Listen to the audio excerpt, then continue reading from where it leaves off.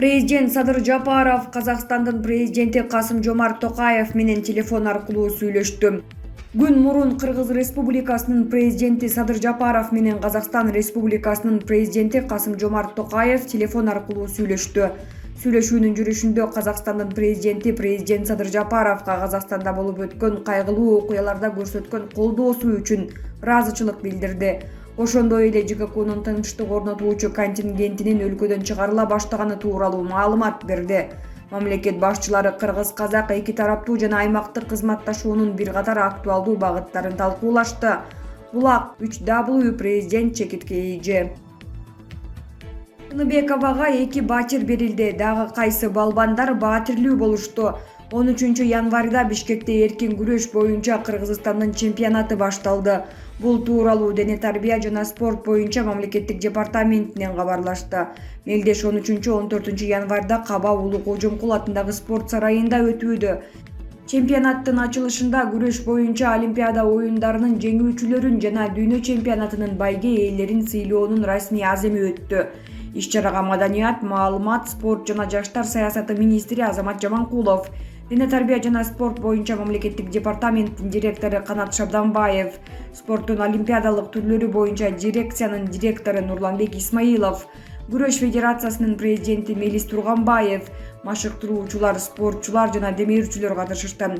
Күрөш федерациясынын президенти Мелис Турганбаев Айсулуу Тыныбекова, Мээрим Жуманазарова жана Айпери Медет кызына баатирлердин ачкычын тапшырды. Ошондой эле эркин күрөш боюнча дүйнө чемпиону Эрназар Ахматалиевке 2 бөлмөлүү баатир жана дүйнө чемпионатында күмүш байгенин ээси болгон Бекболот Мырзаназар уулуна 1 бөлмөлүү баатир берилди.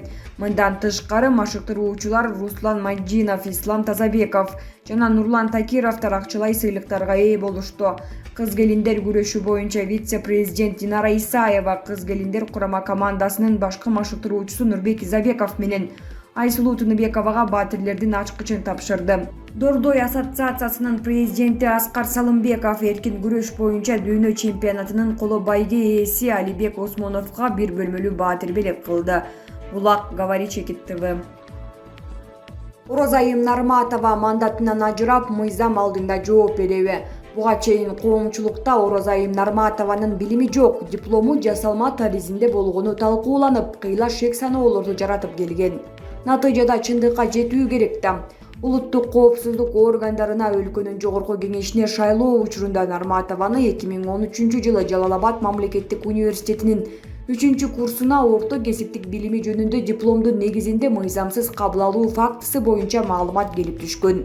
Текшерүүнүн жүрүшүндө Нарматова жамууга тапшыруу үчүн жасалма диплом берүү ыктымалдыгы тууралуу да маалымат келип түшкөн. Бул факт боюнча кылмыш иши козголуп, тергөөнүн жүрүшүндө жамуудагы Нарматованын өздүк делосунда орто кесиптик билими бар экендигин тастыктаган документтери жок экендиги аныкталган.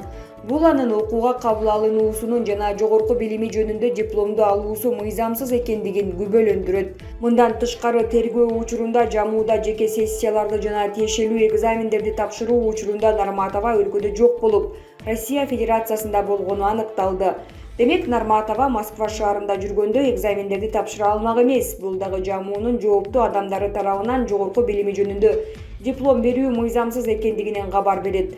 Ошол себептен Оразайым Нарматова жогоруда аталган кылмыш иши боюнча тиешелүү көрсөтмөлөрдү берүү үчүн күбө катары суракка чакырылып, анын жыйынтыгында жамууга окууга кабыл алуу жана жогорку билими жөнүндө диплом берүү фактыларына юридикалык баа берилмекчи.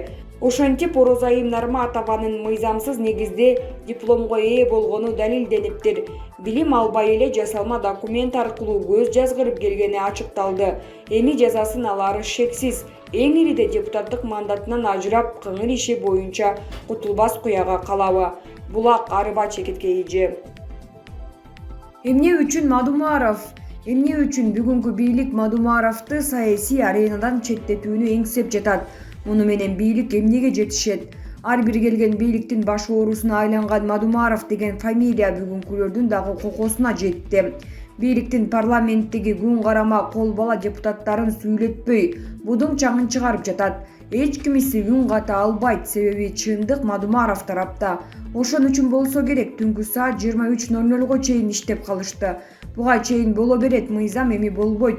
Мыйзамдын чегинде гана деген мыйзамга өттү. Бул жакшы көрүнүш. Бирок бул бийликке жана анын кол бала парламентине жаккан жок. Эркин каалагандай келип, каалагандай кетип жүргөн депутаттарга парламентти эшек жайлоого айлантууга жол берген жок. Мадумаров турганда бул парламенттен эч кандай мыйзамсыз арам иштер болбосун бийлик түшүндү. Эң туура жолу жана бирден бир жолу анын саясаттагы аренадан жок кылуу. Кандай жол менен экени кызыксыз. Иши кылып сабатсыз парламентке мешать этпесе болду. Мадумаров менен эч кандай соодалашуу мүмкүн эмес. Буга чейин дагы далай кызматтарды сунуштап, сүйлөшүү жолдорун издеп көргөн. Бирок майнап чыкпаган, чыкпайт дагы. Бүгүн карапайым элдин талабын парламентте коргоп, колунан келишинче бийликке тиш кайрап жаткан жападан жалгыз саясатчы. Ушул киши бар үчүн бийликтин бир топ элдин канын соргон пландары ишке ашпайт. Экономикалык кризис каптап келе жаткан учурда элдин эсебинен мамлекетти бутка тургузуудан башка жол жок азырынча. Мына азыр кассовый аппарат деп башты оорутуп жаткан салык мыйзамына каршы бүгүн парламентте ким каршы чыга алат? Эгер Мадумаров парламентте турса, ошого окшогон маселелердин бирөөсүн дагы өткөрүлбөйт. Мадумаровду жок кылуу менен оппозициянын көзү тазаланат. Ошондо өзүм билем, өтүгүмдү төргөй элем саясаты күч алат. Каалагандай келишим, каалагандай мыйзам, каалагандай саясат жүргүзүлүп калат. Мешать эткен эч ким жок. Демек Кыргызстанда диктатура орун алды дей бергиле. Анан Текебаев айткандай жүгүнүп кирип, кол чаап чыгып каласыңар. Ошол керекпи?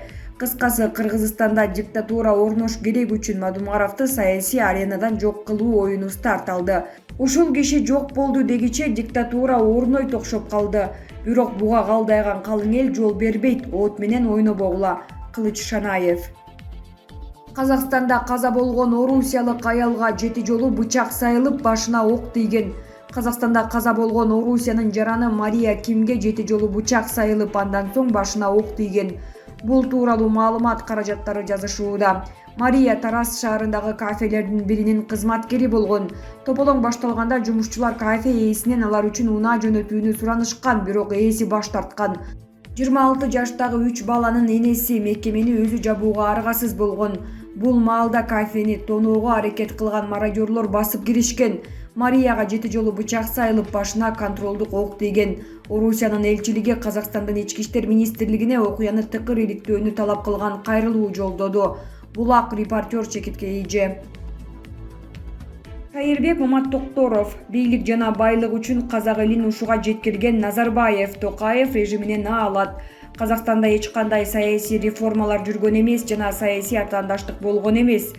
14 январда Nazar News маалымат агенттигине жарандык активист Шайырбек Маматтокторов. Шайырбек мырза, Казакстанда кылмышкер менен динди туу туткандар биригип кетип, абал көзөмөлдөн чыгып, кан төгүлгөн жагдай орун алды деген маалыматтар желдей тарады.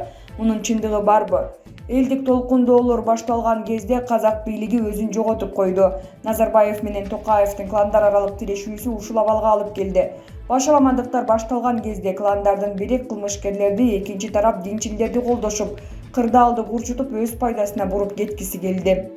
Ошондуктан башка региондордон өзгөчөлөнүп, Алма-Ата шаарында мародёрлук, талап тоноо, кол салуулар жана ок атышуулар орун алды. Ал эми күч органдары жана армия толук деморализация болуп, бир нече күн бийлик шалуу ооруга дуушар болду. Ал ортодо күнөөсүз жарандардын бир бөлүгү жалданма бандиттердин колунан, экинчи бөлүгү кийинчерээк күч органдарынын колунан курман болушту. Ошол эле кезде күч органдары тараптан да жоготуулар болду. Тилекке каршы жарандарга күч колдонуу орун алып, алардын өмүрүнө реалдуу коркунуч пайда болду. Казакстанда кош бийлик аякталдыбы же күрөш уланабы? Казакстанда кош бийлик балким аяктагандыр, бирок ал нерсе өтө кымбатка туруп калды.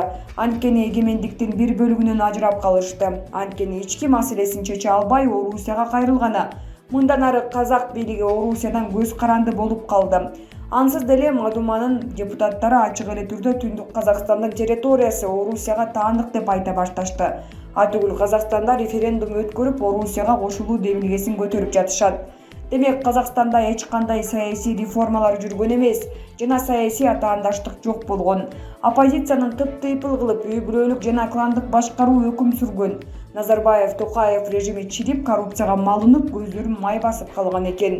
Өлкөнүн эркиндигин, анын аймактык бүтүндүгүн, анын элин, жерин жана мыйзамдарын ыйык сактайм деп ант берген президент мындай кадамга барбаш керек эле. Бийлик жана байлык үчүн казак элин ушунчалык оор күндөргө дуушар кылган Назарбаев Токаев режимине наалат. Булак Назар Ньюс чекитке ийже.